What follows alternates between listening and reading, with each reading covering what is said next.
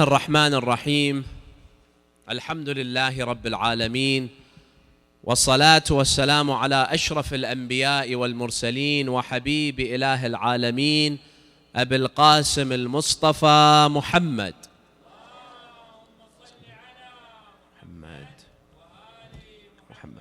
وعلى أهل بيته الطيبين الطاهرين الهداة المهديين، واللعنة الدائمة على أعدائهم أجمعين إلى قيام يوم الدين.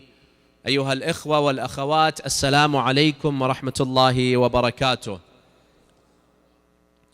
أقدم لكم أسمى التبريكات والتهاني بولادة سيدنا ومولانا الإمام 11 وأبو الإمام المنتظر الإمام الحسن العسكري صلوات الله عليه.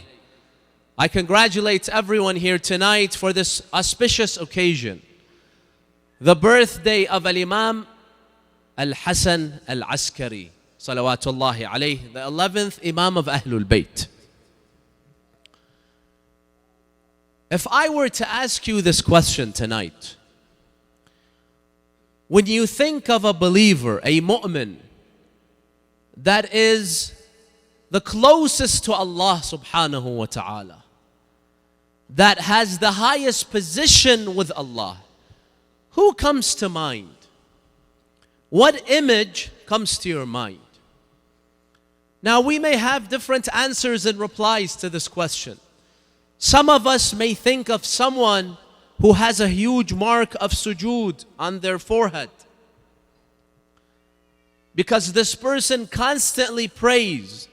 So a conspicuous trait of someone who I believe is the closest to Allah is someone that always engages in salah. Every salat al-jum'ah he's there. All the salawat are prayed on time.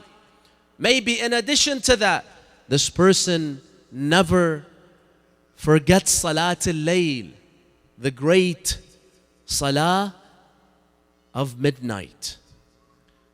Other individuals may think of someone who is constantly remembering Allah subhanahu wa ta'ala. As the Quran says, الَّذِينَ يَذْكُرُونَ اللَّهَ قِيَامًا وَقُعُودًا وَعَلَى جُنُوبِهِمْ.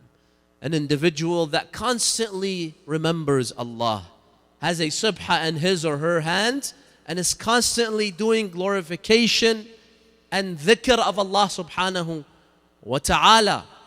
Other individuals may think of someone that helps, for example, financially the most.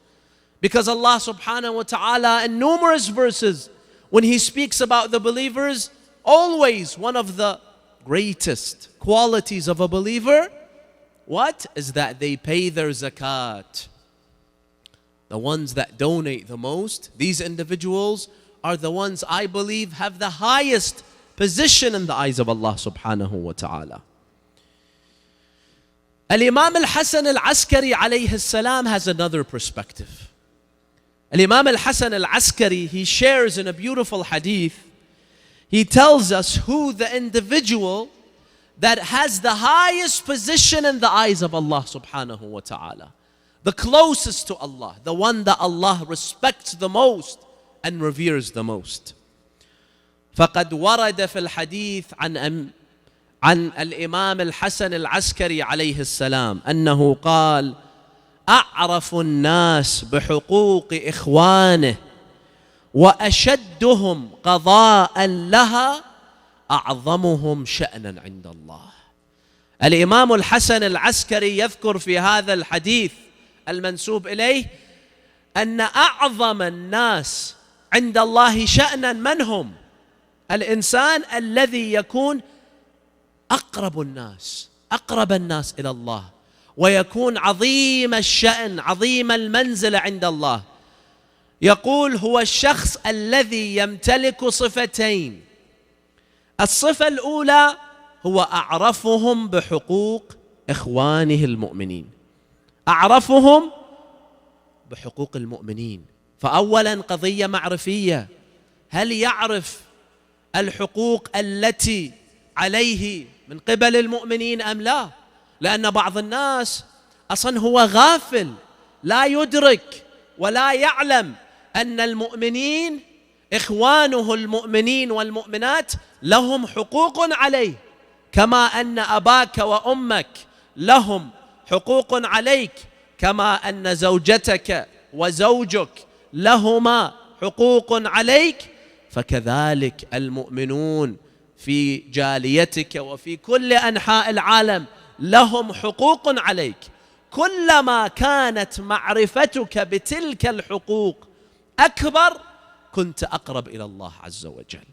هذا الأمر الأول، قضية معرفية، أن تعرف حقوق الآخرين، حقوق المؤمنين عليك. والأمر الثاني يقول الإمام هو أشدهم قضاء لها، العمل بهذا العلم. العلم وحده لا يكفي. أنا الآن أعلم أن للمؤمنين حقوقا علي، ولكن لا أطبق، لا أعمل وفق هذه الحقوق، لا أؤدي هذه الحقوق. ما قيمة هذا العلم؟ صحيح العلم إنما يكون نافعا إذا كان مع العمل. فالإنسان الذي يكون أقرب إلى الله، يقول الإمام العسكري، هو من عرف حقوق المؤمنين عليه وأدى هذه الحقوق. هذا يكون أقرب الناس إلى الله سبحانه وتعالى. طيب، بناء على هذا، إذا أردت أن أتقرب إلى الله عز وجل ماذا علي أن أفعل؟ إذا أردت أن يكون شأني كبيرا وعظيما عند الله ماذا ينبغي علي أن أفعل؟ لازم أول شيء أتعرف على حقوق المؤمنين علي، ما هو حق المؤمن علي، ثم بعد ذلك أطبق. ورد في الحديث عن الإمام الصادق عليه السلام: ما عبد الله بشيء أفضل من أداء حق المؤمن. أفضل طريقة تعبد الله عز وجل هو بأن تؤدي حق المؤمن، هذه أفضل من كل المستحبات. ولكن إذا أنت مو عارف شنو هي الحقوق التي تجب عليك تجاه الآخرين فكيف تعمل بها؟ إذن لا بد أن تعرف تلك الحقوق. الإمام العسكري عليه السلام in this hadith says that the closest amongst you to Allah are the ones that do two things. Number one, that know the rights of the believers against you. You have to know what rights other believers have that you have to honor. And number two, you have to apply, you have to honor those rights. These individuals that honor the rights of other believers in the community or brothers and sisters in the community, these individuals are the closest to Allah subhanahu wa ta'ala. So if you want Allah to be pleased with you and you want to be in those high rankings, brothers and sisters, it's not necessarily the one that prays the most, the one that does dhikr, the one that remembers Ahlul Bayt the most. All those are great things. But Imam al-Askari alayhi salam, that conspicuous, clear trait of the mu'min that Allah loves most is the one that is concerned with the rights of others and honors the rights of others. And then Imam al-Askari continues and he mentions one of the most important rights that we have to honor towards others. The Imam then continues. He says, وَمَنْ تَوَاضَعَ فِي الدُّنْيَا لِإِخْوَانِهِ فَهُوَ عِنْدَ اللَّهِ مِنَ الصِّدِّيقِينَ ومن شيعة علي بن أبي طالب حقا. قبل قليل سمعنا هذا الشاب المهذب وذكر قصيدته في تعريف الشيعي. من هو الشيعي الحقيقي؟ من هم شيعة علي بن أبي طالب عليه السلام؟ الإمام العسكري يقول: شيعة علي هم الأشخاص الذين يتواضعون مع المؤمنين. التواضع أمر مطلوب مع كل الناس، ولكن مع المؤمن يكون أوجب ويتأكد أكثر فأكثر.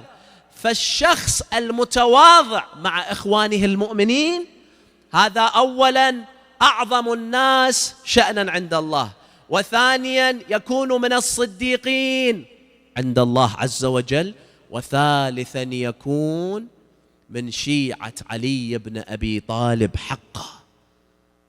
الإمام العسكري says that one of the most important rights that your brothers and sisters have towards you is that you are humble when you conduct yourself with others. Be humble. The more you humble yourself in front of people, the more Allah will raise you. The more you will go up in the eyes of Allah. Do not think that being humble, humility, down to earth, this is going to bring down your worth. In fact, the more you are humble, the more worthy you are in the eyes of Allah subhanahu wa ta'ala. Now, how do I become humble with others, brothers and sisters? The simplest way, the easiest way, brothers and sisters, to show humility, to be humble in the community with other believers, is to at least what? Is to at least say salam. Anytime you meet anyone, you come across anyone, say salam. Salamu alaykum. Go and say salam to people. Sometimes we expect others to come to say salam to us. No. You come to the masjid, you go to somebody's house, you go and say salam to every single individual. You know the impact that that leaves? The love that you're showing, it shows that you love, you care, you're honoring, you're respecting this person. And it's something so simple. Listen to this hadith from Imam Sadiq. He says, لِلْمُسْلِمِ عَلَىٰ أَخِيهِ الْمُسْلِمِ مِنَ الْحَقِّ. This is a haqq. أَنْ يُسَلِّمْ عَلَيْهِ إِذَا لَقِيَهُ. When you greet someone, when you see someone, meet someone, a mu'min, you say salam. A Muslim, you say salam to them. Something as simple as that. It shows that what? You're not arrogant. I'm willing to say salam. No matter who that person is. I may be wealthy, that person is not wealthy. I may be old, that person is young. I may be this, that. It does not matter. You initiate the salam. You go and say salam. استمعوا إلى هذا الحديث من رسول الله في وصيته لأمير المؤمنين قال يا علي 3 كفارات 3 أمور هذه تستوجب غفران الله عز وجل. أولا إفشاء السلام. مجرد أن تفشي السلام. الله سبحانه وتعالى يحب كما ورد عن الإمام الباقر يحب إفشاء السلام. من فوائد إفشاء السلام بين المؤمنين أن الله سبحانه وتعالى يغفر لك ذنوبك بسبب هذا الفعل السهل جدا سهل. تدخل سلم على الناس. اذهب إلى الناس وسلم عليهم واحدا واحدا. إفشاء السلام وإطعام الطعام والصلاة بالليل والناس نيام. This is something very important when you say salam to others, brothers and sisters. And it doesn't necessarily have to be when you meet someone. You didn't meet someone this week? Call him. Take the phone. Assalamu alaikum, brother. How are you? Just ask about him. 10-second, 20-second, 30-second call. Leave that person a voice note. Send a text message. Assalamu alaikum, brother Muhammad. Assalamu alaikum, Hajja Maryam. Just wanted to make sure that you're okay. Something as small as this, brothers and sisters, is great in the eyes of Allah subhanahu wa ta'ala.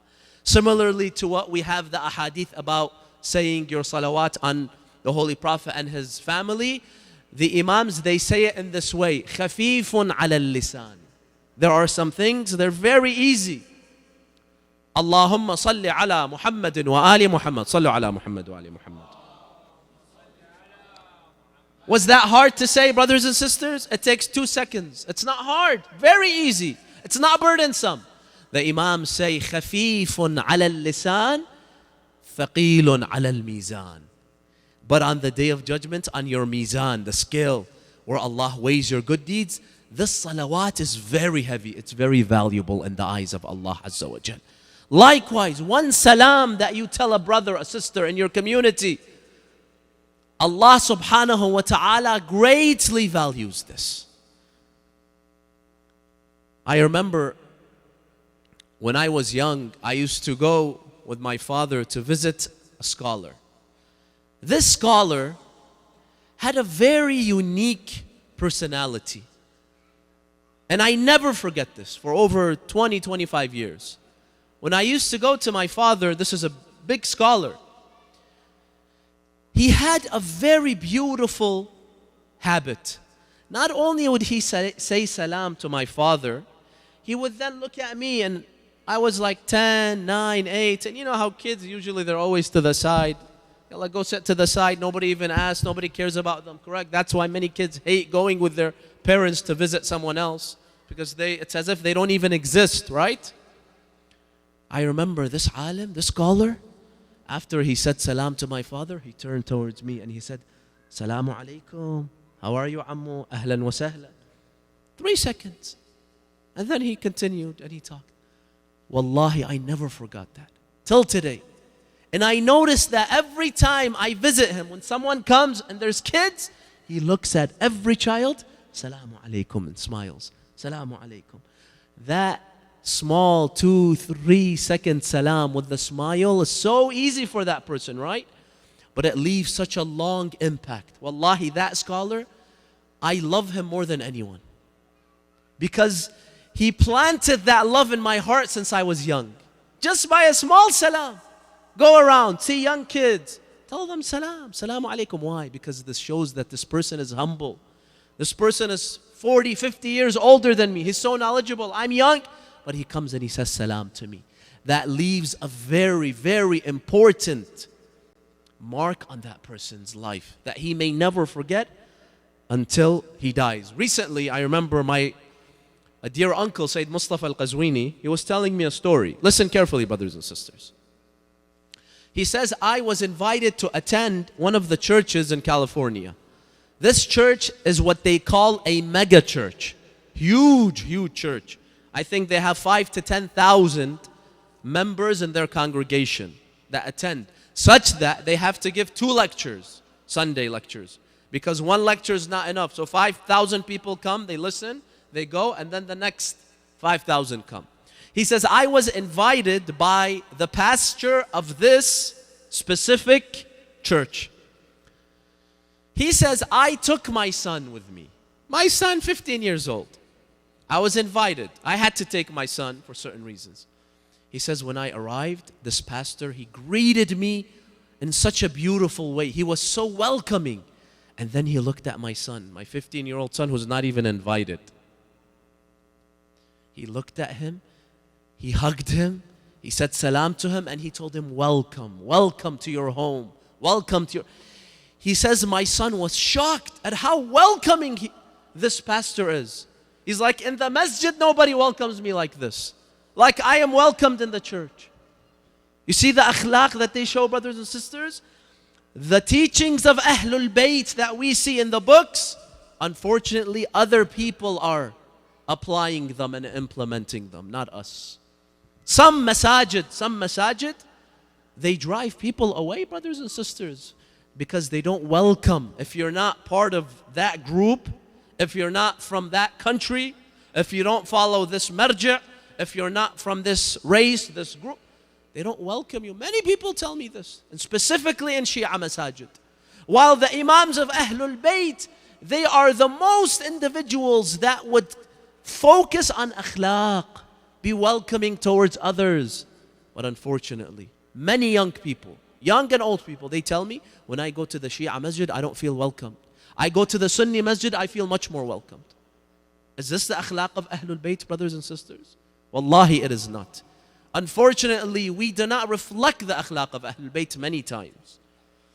So anyway, Imam alAskari says that the most, or one of the most important traits that will make Allah love you and you will start ascending high towards Allah is at-tawadu', is being humble. And we said one of the most basic ways is to greet people nicely. That's enough.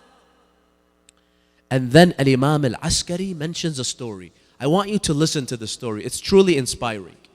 He mentions a story from Amirul Mu'mineen alayhi salam that demonstrates and highlights the tawadu', that demonstrates the akhlaq, the humility of Amirul Mu'mineen, the commander of the faithful. He says, وَلَقَدْ وَرَدَ عَلَىٰ أَمِيرِ الْمُؤْمِنِينَ أَخَوَانِ لَهُ مُؤْمِنَانِ أب وابن فقام إليهما وأكرمهما وأجلسهما في صدر مجلسه وجلس بين أيديهما. He says, وَلَقَدْ وَرَدَ عَلَىٰ أَمِيرِ الْمُؤْمِنِينَ أَخَوَانِ لَهُ مُؤْمِنَانِ أب وابن فقام إليهما وأكرمهما وأجلسهما في صدر مجلسه Imam al-Askari says, one day my grandfather, Amir al-Mu'mineen, and most likely this is when he was the Khalifa, the king. Two individuals, believers, they come to visit him. One is the father, the other is the son. The Imam, he doesn't send his guards. He doesn't send his servants to go and greet them. The Imam himself gets up and he goes and he greets them and he brings them and he tells them, "Tafadhalu, sit down in this area." And then he sits in front of them. You see the word وَجَلَسَ بَيْنَ أَيْدِيهِمَا. He sits in front of them. So he's not sitting in the main, the main area of the majlis. He gave them the main area and he sat next in front of them, like in the middle of the majlis. And this is his office. And he's Amir al-Mu'mineen alayhi salam. And then the hadith says that Amir al-Mu'mineen, he brought food for them. They had their meal with Imam Ali alayhi salam. And then the servant of Imam Ali. Listen carefully, brothers and sisters. We claim we are the Shia of Ali, right? Listen to how Imam Ali used to conduct himself. Then you can truly decide and understand if you are a Shia of Imam Ali or is it just lip service.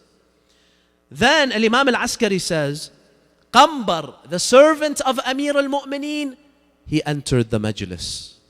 What did he bring? He brought a bowl and a watering can. Why? Because when you visit Imam Ali, you get the royal treatment. This is how humble Imam Ali is. This is how he wants to serve everyone in the community. So he doesn't want them to get up and go wash their hands. He brings the sink to you. Qambar comes with a bowl, watering can, and a towel. He wants to what? He wants to wash their hands. Imam Ali gets up and Imam al-Askari says, he tells him, "Oh Qambar, give me the bowl. Give me the watering can." He takes it from Qambar. He goes and he tells the father, "Please extend your hands." He puts the bowl under him. The man says, "What do you want to do, Ya Amir al-Mu'mineen?" He says, "I want to wash your hand." You know what the man does? The hadith says, فَتَمَرَّغَ الرَّجُلُ فِي التُّرَابِ. The man was so embarrassed at the akhlaq, at the humility of Imam Ali, that he threw himself on the turab. Now let me ask you a question. If you're in the office of Imam Ali, why is there turab? Why is there dust in the office of Imam Ali? Do you know why? Because Imam Ali was Abu Turab. Imam Ali was so humble. You go to his office when he's the Khalifa, there's no carpet, there's no hardwood, there's no marble, there's no Persian rugs. It is just the bare dust that Imam Ali would sit on and sleep on. And that's why he was called by Rasulullah Abu Turab, the father of dust, meaning he's so humble, down to earth. Literally, he was down to earth, not just a figure of speech. So this man, he threw himself on the dust, showing he's so hurt by this. He's so embarrassed. And then he said, "Ya Amir al-Mu'mineen, Allah yarani wa anta tasubbu ala yadi." Ya Ali, Allah is watching me while my Imam is washing my hand. Never. What will Allah do to me? Allah will never accept this. Look at the tawadhu, at the humility, the akhlaq of Amir al-Mu'mineen alayhi salam. Brothers and sisters, Amir al-Mu'mineen alayhi salam, he told him, "Look, you don't have to feel ashamed. Let me wash your hand." And then the Imam aqsama alayh. The Imam says, I ask you and I swear upon you by the love that you have for me, the iman that you have in me. I swear by the wilayah that you have upon me to allow me to serve you because you are a mu'min, you are my brother and I want to serve you. So the man, when he saw Imam Ali, ba'ad khalas, he aqsama alayhi, he swore. He says, okay, he extended his hands, but he was so uncomfortable. Imam Ali is washing my hands. Should be the other way around. I have to serve my Mawla. The Imam, he noticed he's uncomfortable. He told him, now, please, I ask you, I want you to wash your hands as I pour the water on your hand. I want you to feel as comfortable and relaxed as if Qambar was washing your hand. If Qambar, the serpent, was washing your hand, you would be okay, right? You wouldn't be embarrassed and you wouldn't feel so difficult. I want you to feel that same way with me, Amir al-Mu'mineen alayhi salam.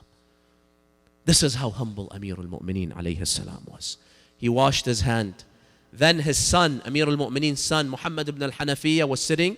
He called him, he told him, now you, my dear son. Look at how he teaches. Not only is he humble, he teaches his sons and his children to be humble. He tells him, my dear son, now you take the watering can and the bowl and go and wash the hands of the son of this man. To teach him that lesson. And Muhammad ibn al-Hanafiya went and he washed the hands of this individual. These two men, these two individuals, the father and the son, they came out shocked at the humility of Amir al-Mu'mineen, the Khalifa of the Muslims. He washes your hand when you come after he feeds you. Allahu Akbar. Now, listen to what Imam al-Askari says after he tells us the story. Imam al-Askari then says, فَمَنِ اتَّبَعَ عَلِيًّا عَلَى ذَلِكَ فَهُوَ الشِّيعِيُّ حَقًّا. Do you want to know if you're a true Shi'i? How much do you follow Imam Ali in his humility?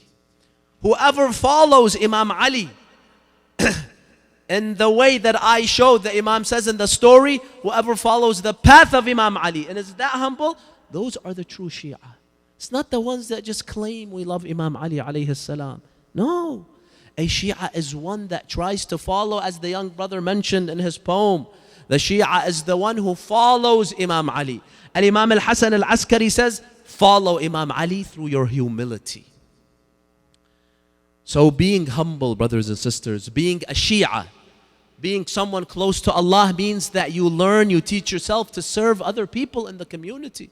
Some of us, unfortunately, we just love being served. We come to the masjid, we just sit down, we listen, the food is placed in front of us, we eat, and we leave. This is not a quality of a believer, brothers and sisters, of a true Shia. A true Shia is someone that loves, that prefers to serve rather than being served. This is a true Shia, brothers and sisters. So from time to time, help in your masjid, in your community. There are people that are vulnerable, people that are weak, people that are old, people that are disabled, people that struggle financially. Allah subhanahu wa ta'ala measures your iman based on your action. How much do you help people in your community? Listen to this hadith from Imam al-Sadiq. He was asked, what are the huquq of the mu'min? What are the rights of believers against me? The Imam mentioned a few and then he said, أن تعينه بنفسك ومالك ولسانك ويدك ورجلك وإن كان عنده ما يفرج عنه فرج عنه وإلا دعا الله له. الإمام عليه السلام في هذا الحديث يقول من حق المؤمن على المؤمن أن ينصره بكل ما يستطيع بيده بلسانه بأمواله. فإذا كنت أنت تستطيع أن تساعد أي مؤمن في الجالية كنت قادر على ذلك ولم تفعل ذلك فأنت لست شيعيا. أنت لم تحفظ حق هذا الإنسان. If you can help financially, brothers and sisters, any believer in the community, the Muslim community is like one family. If someone is struggling, then it is my obligation, haq, the Imam says, haq, that I go and help that individual. If I can help that individual through my knowledge, my expertise, sometimes just emotional help, being there for that person who's distressed, who's going under a difficult time. This is the true Shia community. The community that is unified, that each one of them helps the others. A man by the name of Abu Ismail came to see Al-Imam al-Baqir. He lived in another city. The hadith doesn't indicate where. Imam al-Baqir is where? Medina. He tells Al-Imam al-Baqir, جُعِلْتُ فِدَاكَ إِنَّ الشِّيعَةَ عِنْدَنَا كَثِيرٌ. He's bringing good news to Al-Imam al-Baqir. He says, there's a lot of Shia from where I come from. Look at what the Imam tells him. The Imam tells him, فَهَلْ يَعْطِفُ الْغَنِيُّ عَلَى الْفَقِيرِ وَهَلْ يَتَجَاوَزُ الْمُحْسِنُ عَنِ الْمُخْطِئِ وَيَتَوَاسَوْنَ. The Imam says, these individuals that you claim to be Shia, a lot of them, Do the wealthy help the poor? Do the ones that are oppressed, who wrong is done towards, do they forgive? So basically, is it a generous community? Is it an empathetic community? Is it a forgiving community or no? The man says, no. No, unfortunately. We have rich Shia and we have poor Shia that nobody really cares about. And we're not always forgiving. Many times we're fighting, right? Shias in one community splitting and fighting. You know what the Imam said? The Imam said, لَيْسَ هَؤُلَاء شِيعَةً الشِّيعَ مَنْ يَفْعَلُ هَذَا. True Shia are the ones that are united like one family. If one is struggling, everyone goes to the aid of that person. If one person is in need, everyone in the community goes to the aid of that person. We forgive others when they make mistakes. This is what a true Shia community is, brothers and sisters. You know, sometimes we are accused in a derogatory way of being Shia. Oh, these people are Shia. You know what I say sometimes? I say, I wish I'm a Shia. They are claiming, they are accusing me that I'm a Shia. This is such an honor that I don't even know if I qualify for, if I have. I wish I'm a true Shia of Amir al-Mu'mineen. Because being Shia, brothers and sisters, is about action. It's about unity. It's about helping everyone in your community. You're not a Shia, the hadith says. You're not a Muslim if you sleep with a full stomach and the other mu'min, the other Muslim in your community sleeps with an empty stomach. This is, brothers and sisters, the message that we should learn from Imam Hasan alAskari alayhi salam. If you want to increase your iman, if you want to gain closeness to Allah, you do not necessarily have to go to the masjid. Go to the Muslims, go to the mu'mineen, mu'minat, your brothers and sisters in your community, and help them. This is the best way that Allah subhanahu wa ta'ala will elevate your status. I ask Allah subhanahu wa ta'ala to bless all of you. I ask Him to give us the tawfiq, the ability that we are able to follow in the footsteps of our Mawla Amir al-Mu'mineen Ali ibn Abi Talib alayhi salam.